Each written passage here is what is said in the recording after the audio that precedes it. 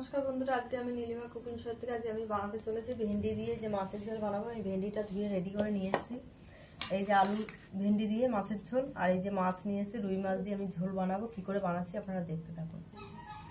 এই যে আমি ভেন্ডিটা এইভাবে কেটে নেব 2 টুকরো করে, আর যেটা বড় হবে সেটা আমি 3 টুকরো করব, আর যেটা ছোট সেটা আমি 2 টুকরো করব। যেটা বড় এটাই যেরকম 3 টুকরো।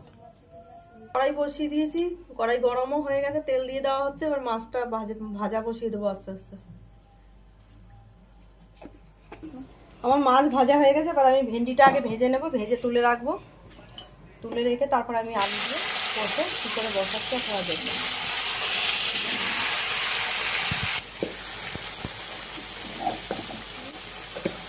হয়ে গেছে বন্ধুরা আমার ভেন্ডি ভাজা, এবার আমি তুলে দিচ্ছি। তুলে দিয়ে এবার আলুটাকে আমি বসাবো। কীভাবে বসাচ্ছে আপনারা দেখুন। আমি আর একটু তেল দিয়ে দিয়েছি, কারণ তেলটা একদমই ছিল না। তেলের পরিমাণটা একটু দিলাম, দিয়ে আমি এই যে আমার হিসাবের তেলটা আমি দিয়ে দিয়েছি। এবার রাঁধুনি ফোড়ন দিয়ে দিলাম।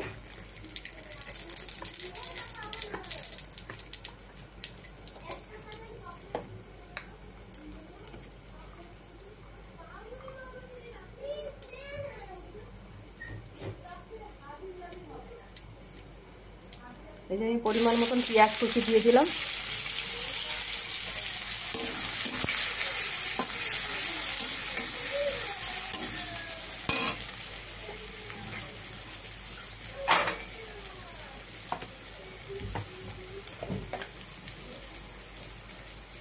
দিয়ে দিচ্ছি 2 চামচ ধনে জিরের গুঁড়ো।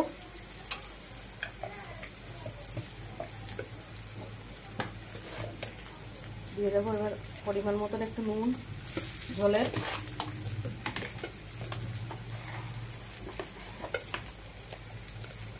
আর পরিমাণ মতন হলুদ গুঁড়ো দিয়ে দিলাম। দিয়ে এবার একটু এটা ভাজা ভাজা হবে, আমি আলুটা দিয়ে দেবো এর মধ্যে।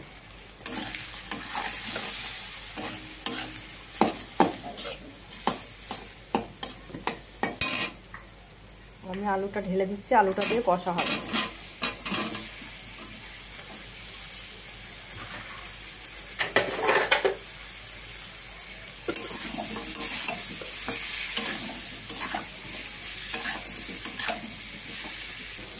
হয়ে গেছে আমার কষানো, দিয়ে দিচ্ছি আমি জল। আর অল্প জল দিয়ে দেবো, বেশি জল দেবো না, ভেন্ডির তরকারি তো।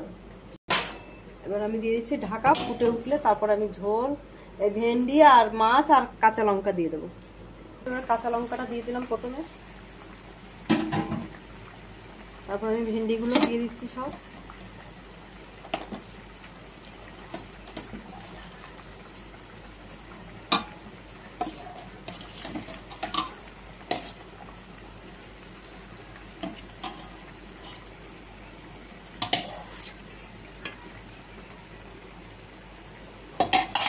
এবার এক এক করে আমি মাছগুলো দিয়ে দিচ্ছি।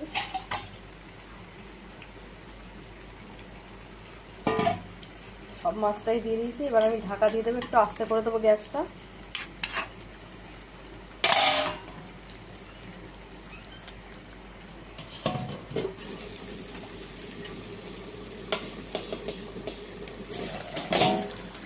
হয়ে গেছে বন্ধুরা, এবার আমি নামিয়ে দেবো। গ্যাসটাকে বন্ধ করে দিচ্ছি। এই যে মাখা মাখা ঝোল, খুব সুন্দর টেস্ট হয়। আপনাদের ভালো লাগলে আপনারা এরকম বাড়িতে বানিয়ে খেয়ে ট্রাই করে দেখতে পারেন। আর নীলিমা কুকিং শোটিকে আপনারা সাবস্ক্রাইব, লাইক, কমেন্ট, শেয়ার করে দেবেন। আর ফেসবুকের বন্ধুরা আপনারাও লাইক, কমেন্ট, শেয়ার করে দেবেন। আর নীলিমা কুকিং শো বলে পেজ খোলা আছে, সেখানে আপনারা ফলো করে লাইক, কমেন্ট, শেয়ার বেশি বেশি করে একটু করে দেবেন বন্ধুরা। আর আপনাদের ভালো লাগলো কিনা আপনারা একবার কমেন্ট করে আমাকে জানাবেন, তাহলেই তো আমি বুঝতে পারবো যে আপনাদের ভালো লেগেছে কিনা।